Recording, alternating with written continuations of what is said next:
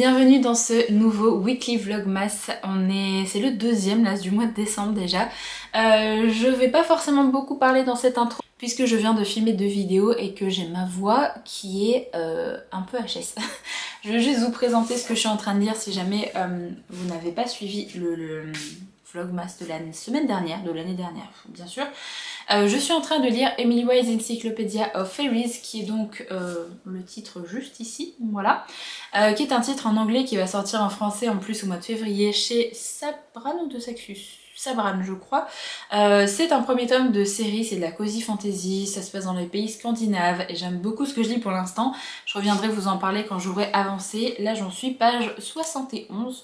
Donc j'avance tout doucement, mais c'est très cute. J'aime bien les personnages, j'aime bien l'ambiance, donc j'ai plutôt hâte de voir un peu ce que ça va donner dans la suite. Il n'est pas très long, il fait que 300 pages. Ensuite j'ai un titre que je n'ai pas pris, je vous mettrai la photo juste ici, c'est Threads of Power de Victoria Schwab. Je l'ai commencé, j'en suis même pas à la page 100, hein. Je l'ai mis sur pause un petit peu. Je pense que je vais continuer du coup dans ce deuxième Weekly Vlogmas. Et j'ai également commencé Nos fins violentes de Chloé Gong qui est sorti chez Sabran. J'avais trop hâte, je l'ai reçu de la maison d'édition là cette semaine et j'avais absolument trop hâte de le lire, de le commencer parce que c'est une série que j'adore. J'avais beaucoup aimé le premier tome, j'avais beaucoup aimé l'ambiance. On est à Shanghai dans les années 1920, il y a une petite guéguerre entre deux familles rivales et il y a une petite romance entre bien sûr une fille qui appartient aux écarlates et un homme qui appartient aux fleurs blanches qui est donc les deux familles. Il y a également une petite épidémie dans le premier tome, ils vont devoir résoudre pas mal de petites choses, ils vont devoir faire alliance. C'était vraiment très chouette dans le premier tome. Là on redémarre cette histoire dans ce tome 2 et j'aime beaucoup ce que je lis. J'en suis page 200, je trouve vraiment que c'est hyper immersif, j'adore l'écriture de l'autrice. Donc j'ai hâte de voir un petit peu comment ça va se terminer, mais j'adore les personnages, j'adore comment la relation entre les deux personnages là qu'on suit évolue. Et même si j'ai envie de tarter certains persos des fois parce que j'ai envie de dire mais parle, il faut que tu te confies parce que tu peux pas rester sans rien dire comme ça pendant tout le temps, enfin c'est pas possible. Donc bref, je suis très contente de retourner là-dedans, j'avais pas envie de le faire traîner. Donc je pense que ça va clairement m'accompagner ce week-end. Là on est samedi 2 décembre du coup. Je redémarre directement le Weekly Vlogmas vu que j'ai arrêté celui de la semaine dernière là ce matin aussi. J'ai arrêté le Weekly Vlogmas et j'ai tourné 2 vidéos là ce matin, ça a été hyper productif. Là je vais aller manger parce que je crois qu'il est midi. Ouais. Je vais aller manger, après je vais faire du montage et potentiellement je reviendrai peut-être demain pour faire quelques petites décos au niveau de mon fond YouTube pour le mois de décembre. Donc je vous filmerai peut-être ça si jamais j'ai la motivation, je vous montrerai ça après que ce sera fait. Et voilà, je pense que je commencerai également une autre lecture à un moment donné, mais je ne sais pas quoi. Juste très envie de passer un week-end assez chill parce que là il fait extrêmement froid, il y a plein de givre là dehors, il doit neiger demain donc j'ai envie de rester cosy sous la couette, sous les pilous. Vraiment juste envie de rester au chaud, à lire, à jouer, à regarder une série. Là on va peut-être regarder Sweet Home, la saison 2 qui vient de sortir, donc j'ai vraiment très hâte.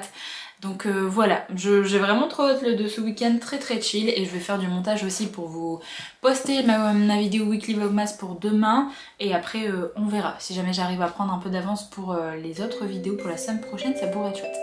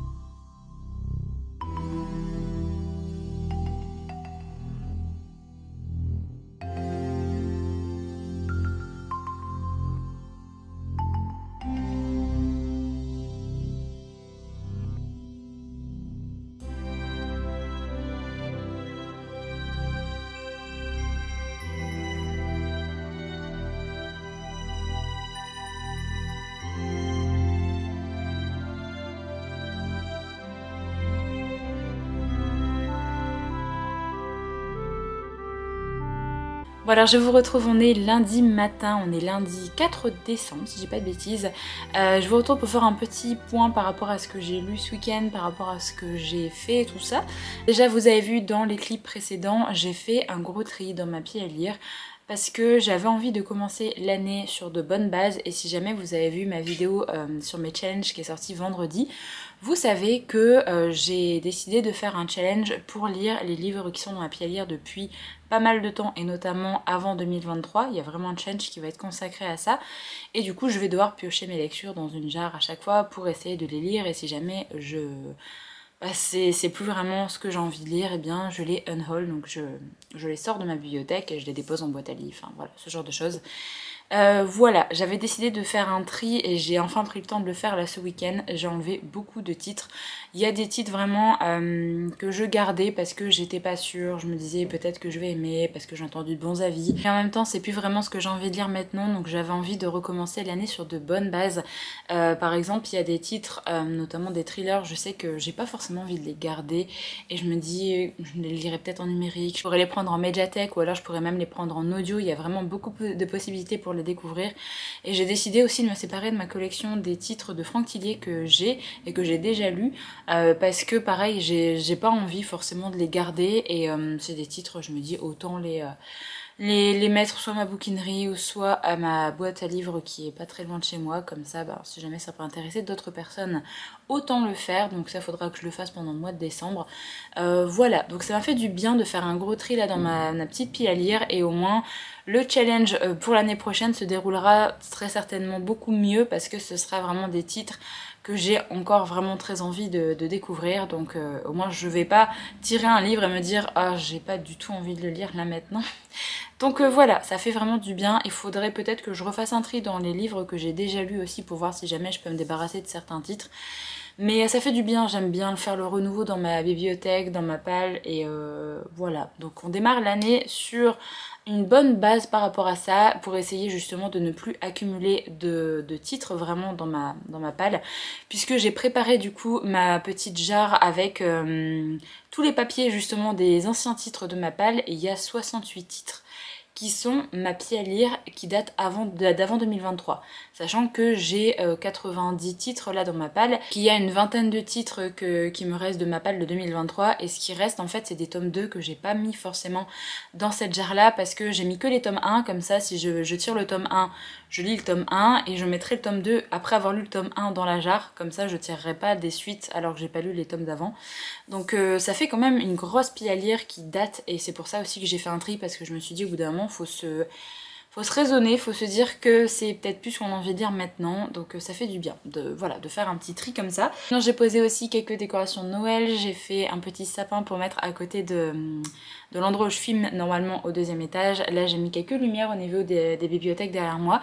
J'aime plutôt bien le rendu, c'est la première fois que je fais ça comme petite décoration avec des lumières et j'aime vraiment bien, je trouve ça assez cosy et ça met vraiment en valeur les bibliothèques, donc je suis vraiment très contente par rapport à ça.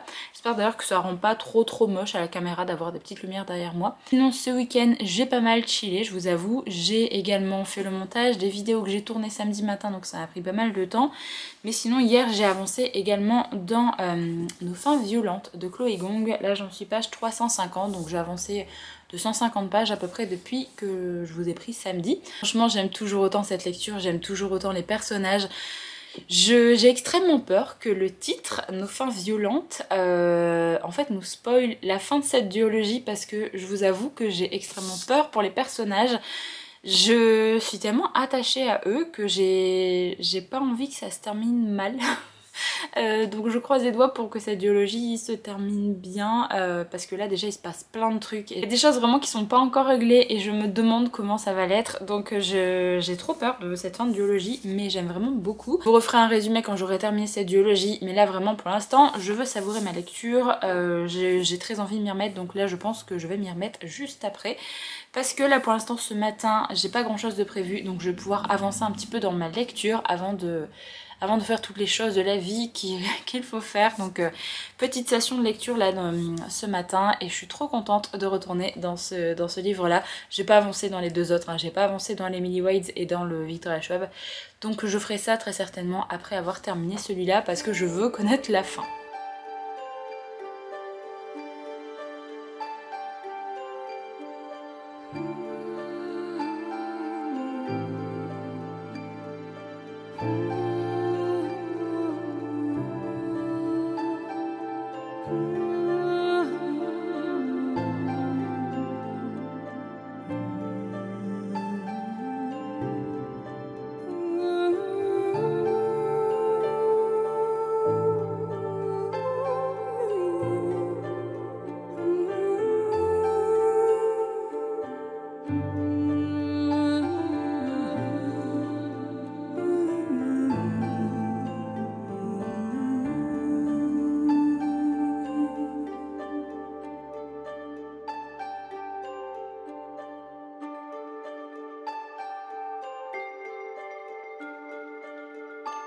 Alors je vous retrouve, on est mercredi 6 décembre, je vous retrouve pour faire un petit point au niveau de mes lectures. J'ai donc terminé Nos fins violentes de Chloé Gong. Ça a été un gros coup de cœur. Vraiment, j'ai adoré ce tome 2, je l'ai même préféré au premier tome. Je vais vous faire un rapide résumé si jamais vous ne connaissez pas du tout cette série, mais sinon j'essaierai de penser à vous mettre dans le petit i mon avis sur le premier tome également, comme ça vous pouvez aller le voir si vous voulez un avis sur le premier tome aussi.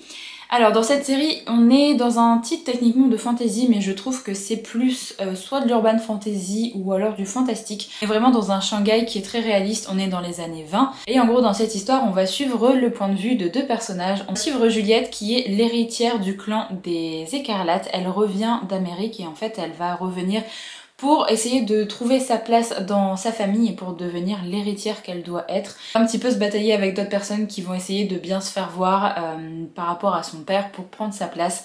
Donc ça va pas être une situation très facile pour elle. Et d'un autre côté, on a le point de vue de Roma qui est lui l'héritier des Fleurs Blanches, qui est du coup un autre clan dans Shanghai.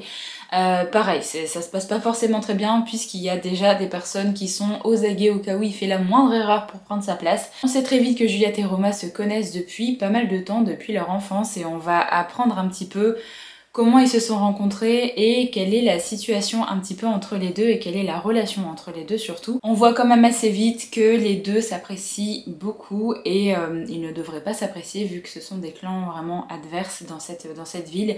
Alors il y a d'autres mouvements, il y a d'autres clans qui essayent de faire leur place également à Shanghai et en fait on va suivre un petit peu ça dans le premier tome et là c'est beaucoup plus exploité dans le tome 2.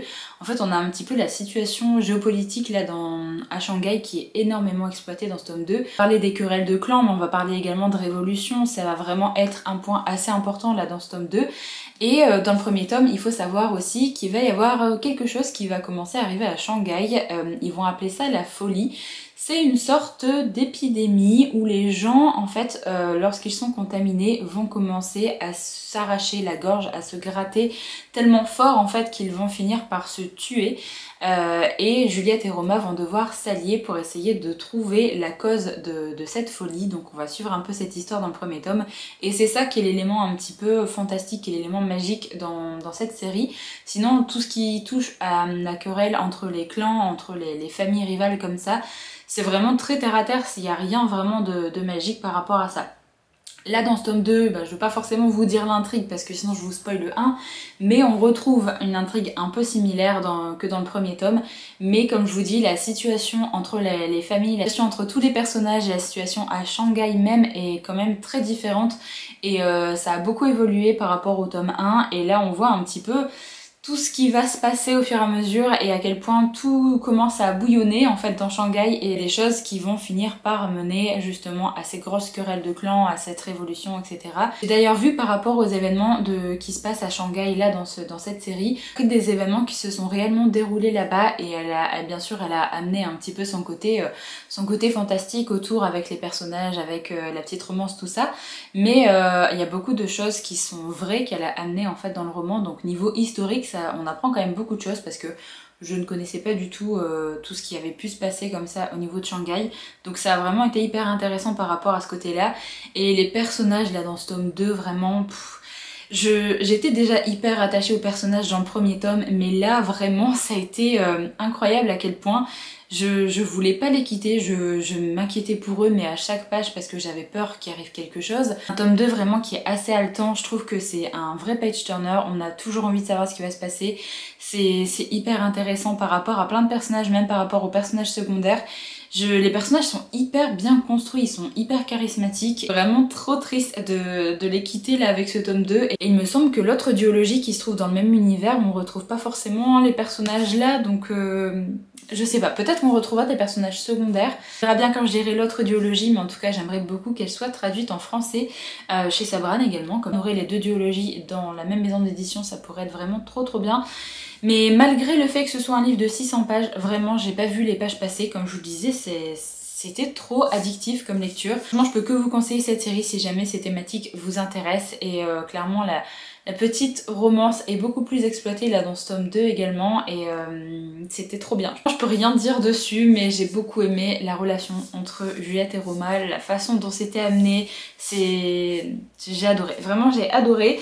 J'ai failli verser ma petite larme à la fin donc pour vous dire à quel point j'ai été assez émotionnellement investie dans cette histoire, donc vraiment trop belle lecture et je suis très contente d'avoir terminé une autre duologie du coup cette année. Alors rapidement je vais vous montrer du coup ce que je suis en train de lire. J'ai avancé un tout petit peu dans Emily White's Encyclopedia of Fairies, donc ça je vous en reparlerai quand j'aurai encore avancé. Et j'ai également commencé une réception de cette semaine, non, la semaine dernière je crois, qui est ce cœur empoisonné de Kaylin Bayron qui est également sorti chez Sabran, que j'ai reçu de leur part. C'est un premier tome de duologie également et j'avais très envie en fait de me lancer dans cette lecture rapidement parce que j'ai pas envie de faire traîner les services presse que je vais recevoir là en fin d'année. Et il ne fait que 360 pages, donc ça va être une lecture assez rapide. J'en ai lu que 50 pages je crois, non 40 pages. J'aime bien pour l'instant, j'aime bien le style d'écriture. Donc je vous en reparlerai un peu plus tard quand j'aurai avancé dans ma lecture parce que pour l'instant je commence à connaître les personnages mais je sais pas vraiment quel sera le plot de cette histoire et de cette duologie. Donc voilà pour ce que je suis en train de lire en ce moment. Je vais également vous montrer, j'ai monté ma grande jarre on va dire, truc que j'ai utilisé en début d'année également où je piochais également mon ancienne palle dedans. Là j'ai changé, du coup j'ai mis le nombre de livres de mon ancienne pile à lire qui est 68 livres et que c'est bien ma palle d'avant 2023. Donc j'ai pris vraiment ce grand récipient parce que sinon ce serait trop chiant de mettre dans quelque chose de plus petit. Donc c'est ça qui va me permettre de faire mon challenge pour 2024, donc j'ai vraiment très hâte. Et l'année dernière j'avais fait des couleurs différentes en fonction des genres, là vraiment j'ai pas du tout fait ça, j'ai juste mis plusieurs couleurs pour que ce soit plus sympa. Mais comme j'ai envie vraiment que ce soit full aléatoire, j'ai pas du tout trié en fonction du genre. Donc voilà pour cette grande jarre. Également commencer à faire la petite jarre pour les lectures de 2023. Là, je vais finir de la remplir que fin décembre, donc je vous la montrerai plus tard. C'est vraiment une toute petite jarre. Il me semble que c'est un sucrier que j'avais acheté à Action et du coup je mets les petits papiers dedans pour faire le petit tirage au sort. Donc voilà, au moins ça c'est déjà préparé pour l'année prochaine. Je vous laisse ici pour ce point dans le vlog. Je vous retrouve très vite pour vous donner un peu mon avis sur mes avancées lecture. Je vous retrouve, on est samedi 9. Je reviens pour faire un dernier point dans ce deuxième weekly vlogmas. Alors je suis très contente, depuis la dernière fois que je vous ai pris, j'ai terminé 2 lectures. Je voulais également vous partager 2 petits points. La première chose que je voulais vous dire, c'est vraiment merci pour tous vos mots extrêmement gentils là que vous mettez en commentaire depuis le début du mois de décembre. Déjà j'avais des mots très gentils avant, mais là je sais pas, j'ai l'impression qu'il y en a beaucoup de personnes qui mettent des commentaires très gentils. Ça me fait vraiment chaud au cœur, donc merci beaucoup. Je remets vraiment le moral au beau fixe à chaque fois quand je lis vos commentaires, donc je suis vraiment très contente, merci beaucoup. La deuxième chose que je voulais vous partager, c'est que je me suis enfin acheté un nouveau bullet journal pour l'année 2024. J'ai commencé à préparer justement ce bugeot avec mes pages annuelles et mes pages pour le mois de janvier. J'ai commencé tout doucement à faire pour le mois de janvier. Je voulais savoir si ça pouvait vous intéresser que je vous partage justement ce que j'ai pu faire pour mon bullet journal de 2024, soit dans le prochain weekly vlogmas, donc celui qui arrivera dimanche prochain, ou alors est-ce que vous voulez que je fasse une vidéo vraiment dédiée à ça? Dites-moi, franchement dites-moi, je sais pas ce qui vous conviendrait le plus. Dans le vlog ça peut être aussi sympa, je ferai vraiment un petit moment spécial bullet journal dedans. Dites-moi. Après si ça vous intéresse pas du tout, dites-moi aussi, comme ça ben voilà, je vous le présenterai vite fait peut-être dans des petits plans mais sans forcément rentrer dans les détails. Mais là je me dis, si jamais ça peut intéresser des personnes de savoir quel genre de bullet journal j'achète, de stylo que j'utilise par exemple, ce que j'utilise en gros en matériel, ce que je peux faire en page annuelle pour mon bullet journal, et ce que je peux faire également à chaque fois par mois parce que j'ai décidé de changer un petit peu quelque chose pour l'année prochaine. Voilà, n'hésitez pas à me dire si jamais ça vous intéresse de voir ça, soit pas du tout, soit dans le weekly vlogmas, ou soit dans une vidéo spéciale pour ça, donc n'hésitez pas à me dire ça dans les commentaires. Ensuite du coup je voulais vous présenter, j'ai terminé 2 petites lectures. Alors j'ai enfin terminé Emily White's Encyclopedia of Fairies de Heather Fawcett. Je l'avais commencé déjà la semaine dernière. J'ai enfin pris le temps de terminer cette lecture qui est vraiment pas très longue, ça fait que 300 pages. Et je voulais vraiment lire d'autres choses et j'avais vraiment été prise notamment dans le roman de Chloé Gong. Je voulais vraiment terminer cette duologie, donc forcément j'ai mis un petit peu ça de côté. Alors du coup dans cette histoire je vous en avais déjà parlé mais je crois pas dans ce vlog ici, je crois que c'était dans le vlog de la semaine dernière. On est dans un premier tome de série, je sais pas du tout combien il va y avoir de tomes, hein, sachez-le. Et avant que je commence mon avis, sachez que ce livre-là sort chez Sabran au mois de février, donc il sort en français très bientôt. Alors, pour cette histoire, on est dans une histoire fantastique, je dirais, où en fait on va suivre Emily Wilde, qui est une jeune femme qui est professeure et qui est un peu chercheuse, je dirais, au vu de ce qu'elle peut faire. En gros, on va la suivre dans ses aventures. Elle va partir dans un pays scandinave pour étudier une espèce de faille qu'elle ne connaît pas et qui n'est pas encore assez bien répertoriée, vu que son but un petit peu professionnel, c'est de créer une encyclopédie complètement dédiée à toutes les espèces qui peuvent exister. Donc elle va à plein d'endroits dans le monde pour essayer d'observer en fait ces différentes espèces, de noter plein de choses sur eux, ce qu'ils aiment, ce qu'ils n'aiment pas, leur environnement, enfin voilà, énormément de choses. Et là du coup on la retrouve, elle part dans un pays scandinave. Comme je vous l'avais dit dans mon vlog précédent, elle part dans ce pays-là. Je ne suis pas du tout capable de prononcer ce pays, cette contrée, donc... Voilà, je vous montre où elle part et en gros elle va arriver là-bas dans un petit village et elle va apprendre un petit peu à connaître les gens qui habitent là-bas, leur façon de vivre également. Emily, c'est assez une personne qui est pas très sociale. J'ai vu dans les commentaires sur la page Goodreads que certaines personnes se demandaient si l'autrice avait voulu créer le personnage d'Emily Wilde étant un personnage neurodivergent, mais l'autrice, il me semble, n'a pas répondu, donc... Voilà, je me pose également un petit peu la question par rapport à ce que l'autrice a voulu mettre en place par rapport au personnage d'Emily et sa façon de se comporter également avec d'autres personnes. Elle est assez boulot, les gens autour d'elle, elle sait pas vraiment comment s'y prendre pour pouvoir les aborder correctement, etc. Donc voilà, il y a plein de choses qui font qu'elle, même si elle arrive dans cette ville et qu'elle va devoir côtoyer un petit peu les gens de cette ville-là, elle veut juste faire son truc de recherche et c'est tout. Donc elle veut avoir le moins d'interaction possible avec les autres personnes, mais au fur et à mesure de l'histoire, forcément elle va devoir quand même apprendre à connaître les gens qui habitent là-bas. Et vous avez également dans cette histoire le deuxième personnage qui va être le Love Interest, qui est le personnage de Wendell Bumblebee, je sais pas comment prononcer, Bumblebee, je pense, qui est en fait son collègue de travail et il va, normalement il est pas censé venir là où Emily est partie, mais il va finir par venir le rejoindre et on comprend un petit peu que lui il a de l'affection un peu pour Emily, mais... Elle, pas vraiment, elle l'aime pas, c'est pas qu'elle l'aime pas, mais en fait elle pense que justement il n'est pas vraiment humain et elle a même dit autour d'elle au travail que voilà, elle pensait que c'était potentiellement une espèce de faillé qui avait pris une apparence humaine, vu que vous avez plusieurs espèces en fait de faillés, des faillés qui n'ont pas du tout d'apparence humaine et d'autres qui en ont une. Et du coup elle pense qu'il n'est pas humain, donc elle se fait plein d'idées. Donc il va venir la rejoindre avec deux de ses étudiants et du coup il va un petit peu l'aider aussi dans son travail de recherche et l'aider aussi à apprivoiser un petit peu les gens qui habitent dans ce village. Je sais que c'est une histoire un peu de cozy fantasy, il se passe pas forcément grand chose. C'est un petit peu ce que j'ai à reprocher à ce bouquin, c'est que j'aime bien la cozy fantasy, mais j'aime bien la cozy où il y a quand même des choses qui se passent, où il y a quand même des événements, mais que ça reste cosy par rapport à plein d'événements, par rapport à l'ambiance, l'atmosphère. Là j'ai trouvé que le roman était peut-être un peu trop long à certains moments et surtout au niveau du début ça mettait quand même un peu de temps à se mettre en place, à démarrer un petit peu. J'ai bien aimé les personnages, j'ai bien aimé la relation entre Wendell et Emily. Elle a un chien en plus avec elle, donc forcément j'ai bien aimé ça aussi.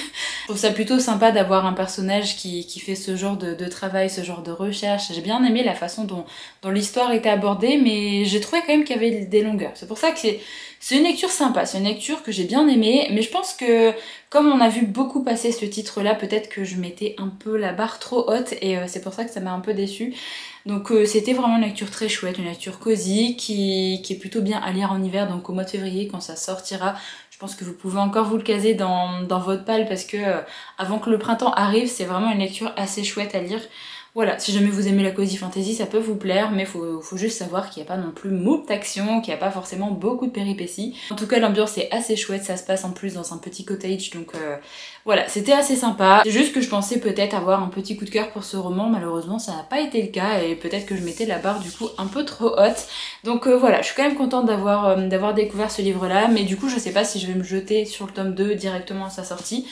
Parce qu'il y a plein d'autres trucs qui me tentent plus là maintenant. Donc une nouvelle lecture de terminée pour le mois de décembre et ça c'est chouette. Ensuite j'ai terminé Ce cœur empoisonné de Kaylin Bayron que j'ai reçu de la part de la maison d'édition.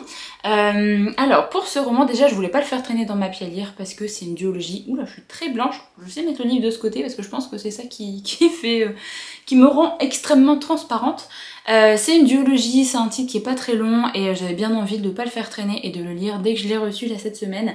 On est dans un premier tome du coup de duologie, c'est un roman fantastique où on va suivre Briseis qui est une adolescente qui vit à, je sais plus dans quelle ville au départ, elle vit dans une grande ville avec ses deux mamans, ses mamans sont fleuristes, pas forcément très bien dans leur vie à toutes les trois puisqu'au niveau argent c'est un peu la misère, leur loyer d'appartement va augmenter donc toutes les trois vont chercher une petite solution pour avoir des revenus supplémentaires. En plus de ça, Briseis c'est assez... elle est un petit peu isolée en fait des autres personnes de son âge puisque elle s'isole en fait elle-même vu qu'elle a un don depuis qu'elle est née. Elle a vraiment une affinité très poussée par rapport aux plantes, elle est capable de les faire fleurir, elle est capable de... Quand une plante est quasiment morte, elle est capable de la faire revenir, elle peut la faire pousser à partir d'une graine directement. Les plantes même se tournent vers elle dès qu'elle arrive quelque part, même les arbres se tournent vers elle, il y a vraiment des fois des racines qui sortent de terre pour essayer de la rejoindre. Voilà, elle a une affinité très poussée avec les plantes et c'est pour ça que je disais notamment dans mes autres vidéos que je trouvais que ça avait un petit côté Poison Ivy et même au niveau de la couverture avec les ronces comme ça, je trouve vraiment que ça a un côté Poison Ivy et j'aime beaucoup la couve d'ailleurs, je la trouve très jolie. Bref, au niveau de la vie c'est un petit peu compliqué pour elle, mais il va se passer quelque chose, c'est que il va y avoir une personne qui va joindre les mamans de Briseis et qui va dire que Briseis a obtenu un héritage. Briseis sait depuis toujours qu'elle a été adoptée par ses deux mamans, donc ça il n'y a aucun souci avec ça. Et en gros on va lui dire que sa tante lui a légué pas mal de choses et notamment sa maison avec tous les biens en fait qui sont à l'intérieur et tout le jardin qui est à l'extérieur qui est apparemment extrêmement grand. Donc elle ne comprend pas parce que elle ne connaît pas du tout cette partie de sa famille. Apparemment c'est une adoption un peu ouverte, donc de ce que j'ai compris sa mère biologique aurait pu joindre Briseis si jamais elle le voulait mais ça n'a pas été le cas. Donc là elle comprend pas vraiment pourquoi sa tante aurait légué en fait cette maison. Comme je vous ai expliqué que c'était un peu compliqué au niveau de leur loyer, au niveau de leur rentrée d'argent, elles vont se dire que pendant l'été elles vont aller vivre dans cette maison. Briseis vient d'hériter, comme ça elles vont un peu voir la ville dans laquelle elle se situe, un petit peu la maison, si ça peut potentiellement leur plaire pour vivre là-bas puisqu'apparemment tout est payé, les impôts qui sont liés à la maison, tout est réglé, donc en fait elles ont juste à aller vivre là-bas et c'est tout. On va suivre un petit peu ce déménagement et je vais pas forcément vous dire grand chose de ce qui va se passer à partir de ce moment-là. Il faut juste savoir que Briseis va commencer à fouiller un petit peu dans cette maison. Il va y avoir des choses assez étranges qu'elle va trouver et qui vont se passer d'ailleurs dans cette maison et elle va en gros partir un petit peu à la recherche de qui elle est vraiment et de son héritage, vraiment son héritage avec un grand H parce qu'elle va remonter quand même assez loin et il va se passer pas mal de petites choses par rapport à ça et par rapport à son don. Elle va vraiment pouvoir un peu plus s'épanouir puisque là elle est pas en ville, donc elle va être entourée de plantes, d'arbres et elle va pouvoir vraiment libérer un petit peu son don et plus le brimer comme elle pouvait le faire jusqu'à présent. Donc voilà, il va y avoir des petites choses étranges qui vont se passer dans cette maison et ça va commencer à inquiéter pas mal de personnes, ça va inquiéter ses mamans, ça va inquiéter Briseis. Même les personnes de la ville ont un comportement hyper étrange, on sait pas vraiment pourquoi en fait ils se comportent comme ça, mais on a l'impression qu'ils connaissent tous Briseis et sa famille et qu'ils savent beaucoup de choses sur son héritage, sur sa famille, sur ses ancêtres et du coup elle se pose beaucoup de questions par rapport à ça. Voilà pour le petit résumé de ce premier tome. J'ai passé un bon moment de lecture avec ce premier tome. Je dois dire qu'au début c'est un peu long à se mettre en place, j'ai mis du temps quand même, au moins 100 pages pour vraiment me mettre dans l'histoire parce que c'est très terre à terre au début avec le déménagement etc. Et il y a beaucoup de questions, beaucoup de choses étranges qui se passent mais on n'a pas beaucoup de réponses et au bout d'un moment c'était un peu trop.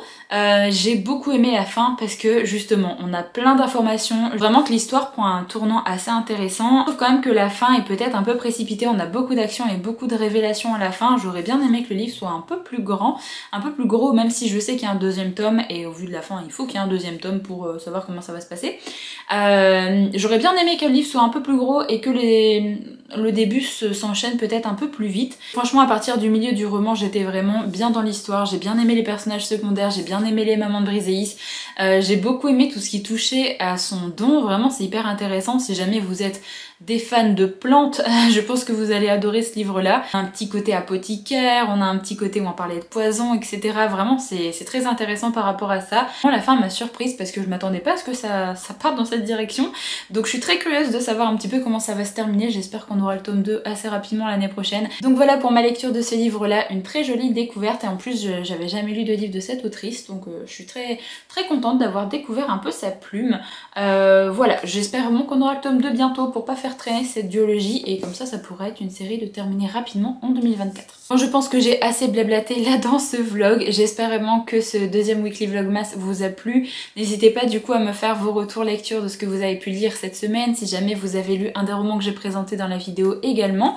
Je vous retrouve du coup dès mardi pour une nouvelle vidéo et dimanche prochain pour le troisième weekly vlogmas déjà.